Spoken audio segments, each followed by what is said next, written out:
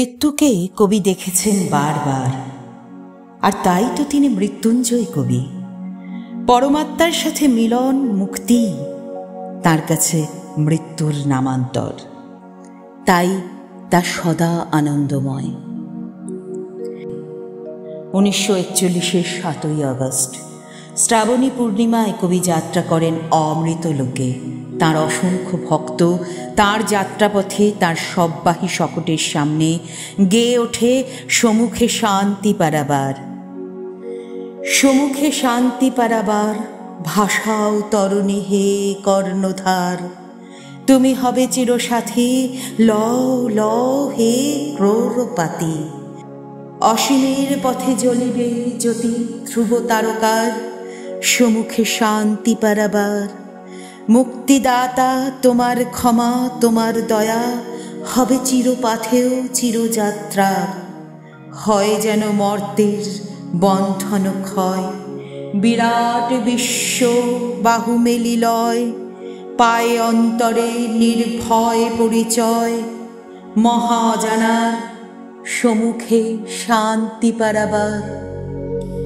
কবিপুত্র রথীন্দ্রনাথ ঠাকুর লিখেছেন শেষ লেখা গ্রন্থের ভূমিকায়, এই গ্রন্থের নামকরণ পিতৃদেব করিয়া যাইতে পারেন নাই। শেষ লেখার কয়েকটি কবিতা তাহার স্বহস্তে লিখিত, আর অনেকগুলি শয্যাশায়ী অবস্থায় মুখে মুখে রচিত। নিকটে যাহারা থাকিতেন তাহারা সেগুলি লিখিয়া লইতেন, পরে তিনি সেগুলি সংশোধন করিয়া মুদ্রণের অনুমতি দিতেন। সমুখে শান্তি পারাবার গানটি ডাকঘর নাটিকায় অভিনয়ের জন্য লিখিত হইয়াছিল। এই অভিনয়ের সংকল্প কার্যে পরিণত হয় নাই। গানটি তাহার দেহান্তের পর গীত হয়। পূজনীয় পিতৃদেব এইরূপ অভিপ্রায় প্রকাশ করিয়া গিয়াছিলেন। তদানুসারে ইহা তাহার পরলোক যাত্রার পর 22 শ্রাবণ 1348 বঙ্গাব্দে সন্ধ্যায় শান্তিনিকেতনের মন্দিরে ও তাঁর শ্রাদ্ধ বাসরে গীত হয়। 22 শ্রাবণ প্রসঙ্গে কবি বুদ্ধদেব বসুর একটি স্মৃতিচারণা। দিনটা ছিল 1941 সনের ঝড়ো ঝড়ো অথচ মুখ 7 আগস্ট, যার বাংলা নাম 22 শ্রাবণ। তখন সেই বয়স যখন মনের মাটিতে বড় বড় বৃষ্টির ফোঁটার দাগ পড়ে। সেই মাটিতে উদাসীন নির্মম কঠিন কোনো ধাতুতে ইমারত তৈরি করা কল্পনাও করা যায় না। সেই বয়স, সেই সময়। জানতাম তিনি কলকাতায় আনিত, চেতনা অচেতনার মাঝখানের চৌকাঠে অনিশ্চিত অবস্থায় আচ্ছন্ন। প্রতিদিন তার স্বাস্থ্য সমাচার সংক্রান্ত পত্রিকা বের হয়, আর তার উপর তখন হুমড়ি খেয়ে পড়ি আমরা যারা দূরবাসী, আচার্য দ্রোণের একলব্য শ্রেণীর। কুয়াশা কেটে ফেটে মাঝে মাঝে যেমন কাঞ্চনজঙ্ঘার রৌদ্রাভ শুভ্র রূপ দেখা দেয়, তেমনি তখনও চলছে মুখে মুখে রচনা, প্রায় প্রত্যহ একটি। অবিশ্বাস্য সেই সব ঘটনার সাক্ষী তখনকার প্রভাতী পত্রিকাগুলোর কয়েকটি সংখ্যা। আর অজ্ঞাত অগণিত আমরা তখনও কি সেই প্রত্যাশা করছি না যে পরমাশ্চর্য কোনো প্রত্যাবর্তন ঘটবে, কিংবা সত্যবানের মতো তাঁরও প্রাণ প্রত্যার্পণে বাধ্য হবেন একালের সেই মৃত্যু অধিপতি? জীবন মরণের সীমানা ছাড়িয়ে কম্পিত পায় তিনি তো আগেও এসে দাঁড়িয়েছিলেন প্রান্তিক এক বিন্দুতে, কিন্তু ফিরেও তো এসেছিলেন আবার। ইতিহাস কি নিজেকে আবৃত করতে পারে না আবার? পারে হয়তো, করেনি। খবরের কাগজের বিশেষ সংস্করণে সেই অমোঘ সত্যটাকে শিরোধার্য করে বেরিয়ে এসেছিল, রবি অস্তমিত। মুহূর্তে সব কাজ থেমে গেল। কলকাতা শহর উপচে পড়ল রাস্তায়, স্কুল কলেজ শূন্য, রাজকার্য অর্থহীন হয়ে গেল। উকিলের সামলা, পাত্রীর আলখাল্লা, হলুদ আর গেরুয়া রঙের উত্তরীয়, গোল টুপি, বাঁকা টুপি, পাগড়ি, কেউ চলেছে, কেউ ঝুঁকছে, কেউ বা দাঁড়িয়ে আছে চুপ করে। থেকে থেকে ঝাঁকে ঝাঁকে বৃষ্টি তার যাবার পথটা ধুয়ে ধুলিহীন করে দিচ্ছে।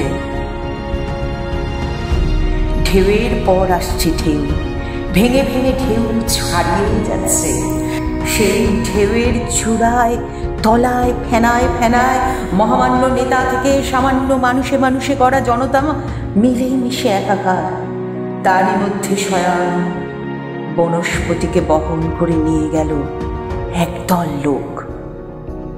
অথবা সবার আগে আগে ওই যে তিনি নিজেই বুঝে চলেছেন, চলে গেলেন। এমন নয় যে অকাল মৃত্যু, এমন নয় যে অপ্রত্যাশিত, তবু সেই মুহূর্তে কঠিন মাটি ফেটে গিয়ে গহ্বর খুলে গেল। রবীন্দ্রনাথ নেই।